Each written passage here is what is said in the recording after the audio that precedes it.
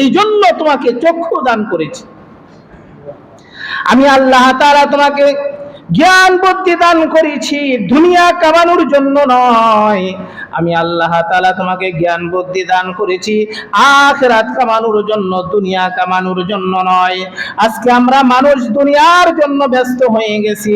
দুনিয়াতে কিভাবে বড় হওয়া যায়, দুনিয়াতে কিভাবে সম্পদের মালিক হওয়া যায়, অর্থের মালিক হওয়া যায়, আমার ব্যবসা বাণিজ্য কিভাবে বড় হবে, সেই চিন্তা চেতনা আজকে দুনিয়া নিয়ে ব্যস্ত হয়ে গেছি। আল্লাহর রাসূল বিশ্বনবী মুহাম্মদ সাল্লাল্লাহু আলাইহি ওয়াসাল্লামকে জিবরাইল আমিন ডাক দিয়ে বলে, ইয়া রাসূলুল্লাহ, ইয়া হাবিবাল্লাহ, আপনি যদি বলেন এই মক্কার এই পাহাড়টাকে আমি আল্লাহ রাব্বুল আলামিনের আদেশে এই পাহাড়টাকে আপনার জন্য স্বর্ণে পরিণত করে দিলাম। আল্লাহর রাসূল বিশ্বনবী সাল্লাল্লাহু আলাইহি ওয়াসাল্লাম ডাক দিয়ে বলে, জিবরাইল, আমি তো দুনিয়া চাই না, আমি চাই আখিরাত। আমি তো দুনিয়া চাই না, দুনিয়াতে থাকার জায়গা না, আখিরাত হলো আমার চিরস্থায়ী জিন্দেগি। আমি আখিরাতের জন্য, আমি সম্বল কামানোর জন্য দুনিয়াতে আসছি, আমি দুনিয়ার জন্য আসি নাই। জিবরাইল, শুনিয়া রাখো, শুনিয়া রাখো, আমার স্বর্ণের দরকার নাই, আমার দরকার হলো আমাকে আল্লাহ তাআলা যদি এক বেলা আমাকে আল্লাহ তাআলা আহার করায়, আমি আল্লাহর শুকরিয়া আদায় করব। আর অপর বেলা যদি আবার রিজিকের ব্যবস্থা না হয়, আমি ধৈর্য ধারণ করব, আল্লাহ তাআলার কাছে আমি রোনা জারি করব। আমি আল্লাহ তাআলার কাছে আমি এটাই চাই, আমি দুনিয়ার ধন সম্পদ চাই না, দুনিয়ার মাল চাই না, অর্থ করি চাই না, আমি চাই শুধু আখিরাত, আমি দুনিয়া চাই না। কিন্তু উম্মতের ভিতরে, আমাদের ভিতরে হচ্ছে উল্টা বিপরীত। উম্মত চায় দুনিয়া আর রাসূল চায় আখিরাত। কথা বলেন ঠিক কিনা? দুনিয়া কামানোর জন্য আমরা প্রতিযোগিতা করতেছি, আখিরাত কামানোর জন্য আমরা প্রতিযোগিতা করি না। দুনিয়াতে কিভাবে ভালো চলা যায়, কিভাবে ভালো খাওয়া যায়, এটা নিয়ে আমরা খুব প্রতিযোগিতা করতেছি।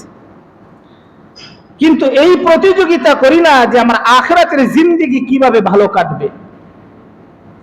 এই দুনিয়ার হায়াতের জিন্দেগি অল্প কিছুদিনের জন্য, আবার আখিরাতের জিন্দেগি শুরু হবে, এটা আর কোনোদিন শেষ হবে না।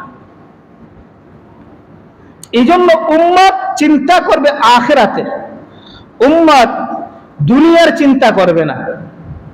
কিন্তু আজকে আমরা উল্টা হয়ে গেছি। এই জন্য আমাদের উচিত হলো মুসলমান হিসাবে আখিরাতের চিন্তা করা। এজন্য এক কবি বলে, জবানা বয়কহাল রহতা নেহি, গুজিশতা জমানা ফেরাতা নেহি। যেই দিন যায় সেই দিন তার কোনোদিন ফিরে আসে না। আমার জীবন থেকে যদি একটা ঘন্টা ছুটে যায়, জীবনে আর কোনোদিন এই একটা ঘন্টা সময় আর ফিরে পাবো না। কথা বলেন ঠিক কিনা? এই সময় কি আর ফিরে পাওয়া যাবে নাকি? যৌবন যদি চলে যায়, এই যৌবন আর কোনোদিন ফিরে পাবো না। আমার জীবন থেকে যদি একটা বছর আমার জীবন থেকে যদি চলে যায়, এই জীবন আর কোনোদিন পাবো না। এই জন্য বলেছে, জবানা বয়কহাল রহতা নেহি, গুজিশতা জমানা ফেরাতা নেহি। যেই দিন চলে যায় সেই দিন আর কোনোদিন ফিরে আসে না। আমি দুনিয়া থেকে চলে যাব, আমার অন্ধকার কবর সামনে আমার যাত্রী, আমি যাত্রী হয়ে গেছি অন্ধকার কবরের। দুনিয়াতে আসছি, আবার দুনিয়া থেকে চলে যাব।